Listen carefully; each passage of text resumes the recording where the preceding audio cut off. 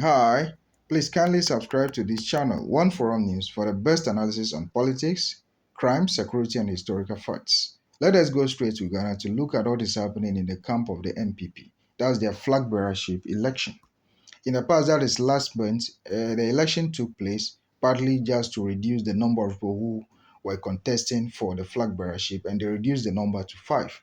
And Dr. Bawumia has been able to lead that very one because he's alleged to be supported by most of the people that took part in that election. That is only the executives and the top brass of the party. They voted to reduce the number to five. And Kennedy Agyapong happened to be the second and Alan Shermante, who was expecting to either be the leader or to be the winner or to take the second position. Unfortunately, got the third position, and some other two people also qualified. But this very election that will take place on the 4th November 2023 is just going to be a two-horse race. Why? Because the third person that is supposed to be very active in this election is Alan Shermante, but he gave out. That is, he resigned from the election.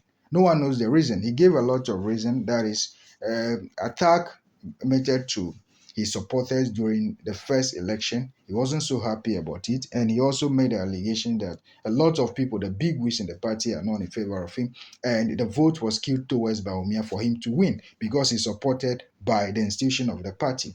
But while those are all allegations that it will be very difficult for him to prove, because he's noted to have ever resigned from the party before as a result of losing to the current president, Nana Akufo-Addo.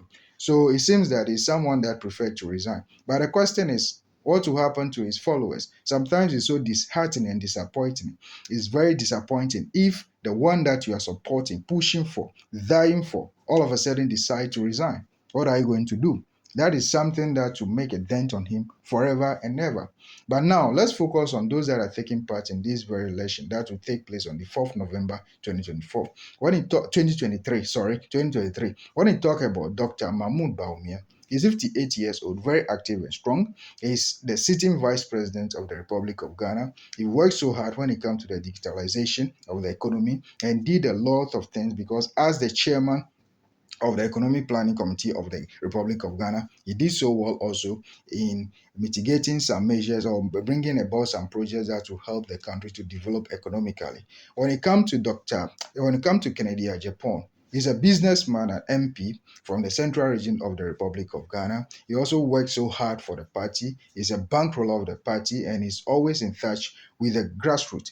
But surprisingly, when you look at the past election that took place, that they reduced the number to five, he made very great strides. That means he performed so well and he was able to outperform Alan Chermate, which was so surprising and shocking to him. And a lot of people made the allegations that it's because he was able to beat Alan Chermate. That was what made demoralize Alan Chermate for him to give up because he's of the view that he may not be able to perform very well when it comes to the main flag bearership election.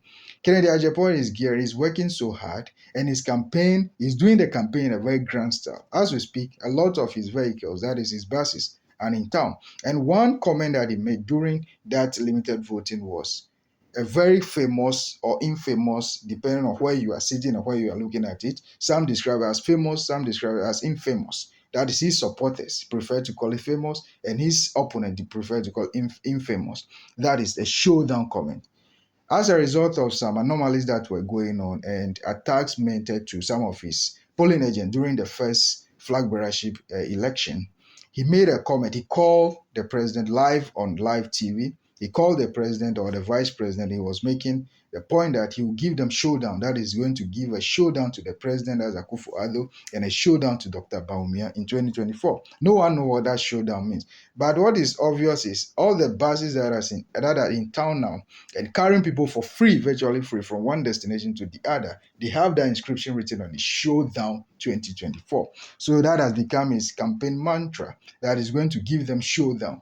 And that showdown is making him a bit popular, though he's someone that is already popular because he's a man of the people. He spends so heavily on the party, especially the grassroots people, and he works so hard for the party. A very great and successful businessman with a lot of companies and businesses, and he has employed a lot of people. So he's using that as his springboard to jump to lead the party.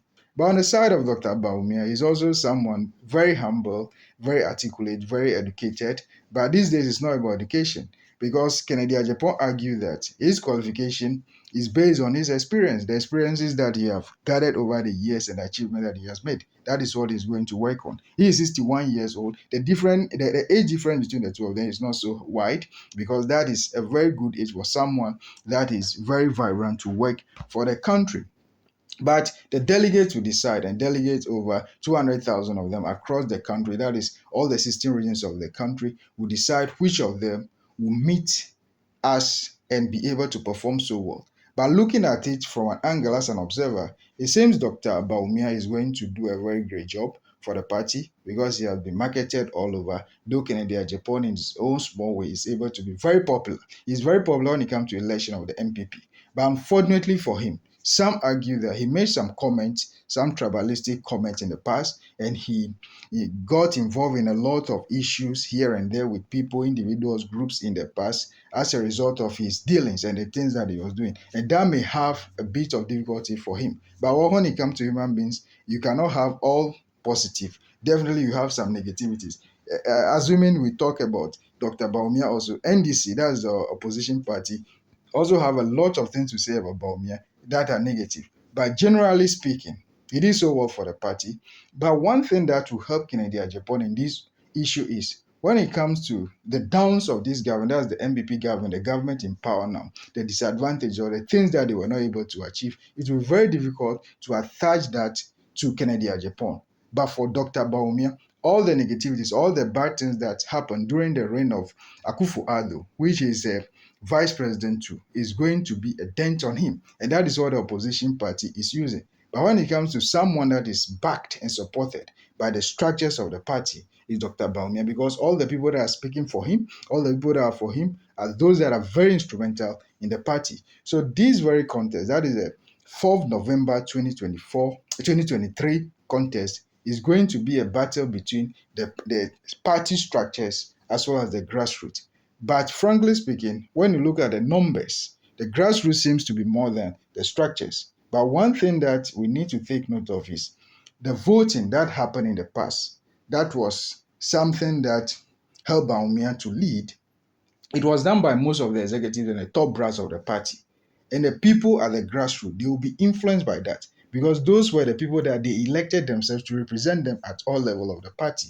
So what the argument that some of us are making is, though the grassroots at Fokin and the Agyapong, the initial vote, the earlier vote, may influence the people at the grassroots for them to vote in line to support Bawumia. But let's see what happened.